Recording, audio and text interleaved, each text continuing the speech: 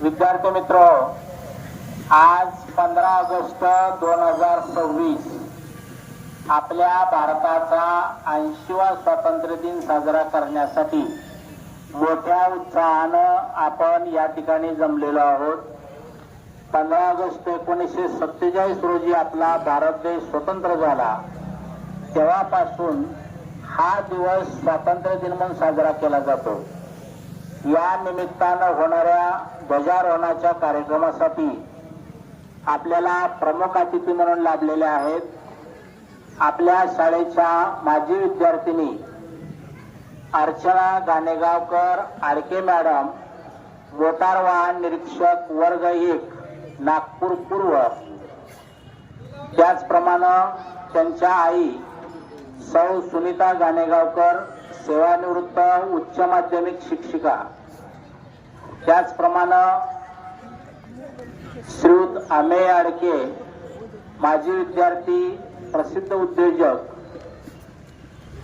आपल्या संस्थेचे सचिव श्रीयुत अनंत कवठाळे सर. 1983 ची 10वीची बॅच, 10वी क ची बॅच या ठिकाणी उपस्थित आहेत. त्यांचे प्रतिनिधी म्हणून श्रीयुत हेमंत कुलकर्णी सर. त्याचप्रमाणे राजश्री पाटील मॅडम, प्राजक्ता दस Pawar madam, Umesh Thombare sir, Santosh Pawar sir आणि आपले सर्व प्रशासनाचे अधिकारी यांची या प्रमुख उपस्थितीमध्ये हा स्वातंत्र्य दिनाचा सोहळा या ठिकाणी संपन्न होणार आहे. विद्यार्थी मित्र, भाषा, भूषा, भजन, भोजन, भुवन या 5 घटकामध्ये विभागलेला हिंदुस्थान तराजू, तलवार, तख्त या ब्रिटिशांच्या धूर्त नीतीमध्ये अडकला आणि 150 वर्ष पारतंत्र्यात गेला. या देशाला स्वतंत्र करण्यासाठी अनेकांनी हौतात्म्य पत्करले. या स्वातंत्र्य लढ्याचा इतिहास खूप रोमांचक आहे. सुरुवातीचा अर्जविनंतीचा कालखंड, त्यानंतर 1857 चे बंड, टिळक युग, राष्ट्रीय सभेची स्थापना, गांधी युग असे या स्वातंत्र्य संग्रामाचे प्रमुख टप्पे सांगता येतील. हा देश स्वतंत्र करण्यासाठी मंगल पांडे पासून महात्मा गांधींपर्यंत अनेकांनी कठोर परिश्रम घेतले. मग त्यामध्ये लोकमान्य बाळ गंगाधर टिळक, लाला लजपतराय, बिपिनचंद्र पाल असे लालबाल पाल असतील, भगतसिंग, राजगुरू, सुखदेव, स्वातंत्र्यवीर सावरकर, नेताजी सुभाषचंद्र बोस यांच्यासारखे क्रांतिकारक असतील, महात्मा गांधी, पंडित नेहरू, सरदार वल्लभभाई पटेल असे महापुरुष असतील, त्यामध्ये सरोजिनी नायडू, सुचेता कृपलानी, उषा मेहता, कॅप्टन लक्ष्मी सहगल अशा अनेक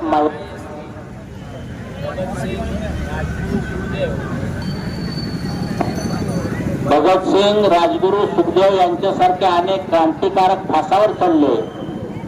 किती व्यथा सहन कराव्या लागल्या असतील त्यांच्या कुटुंबियांना. कवींनी वर्णन केलेलं आहे, ना सुकून से जीना ना चैन से सोना, बहुत मुश्किल है भगत सिंग का बाप होना. भगत सिंग हे एक उदाहरण झालं. अशा अनेक क्रांतिकारकांनी या देशासाठी बलिदान दिलेलं आहे. या लढ्याचं काही नेतृत्व लोकमान्य टिळकांनी केलं. आपल्या महाराष्ट्राचे पुढारी, आपल्याला या गोष्टीचा सार्थ अभिमान वाटला पाहिजे. लोकमान्य टिळकांनी खरमरीत अग्रलेख लिहून ब्रिटिशांना अक्षरशः सळोटी पळ करून सोडले. वाक्चातुर्य जयाचे, बृहस्पती समान साचे, दाबे बनाने इंग्रजांचे वाचून ज्याच्या लेखाला.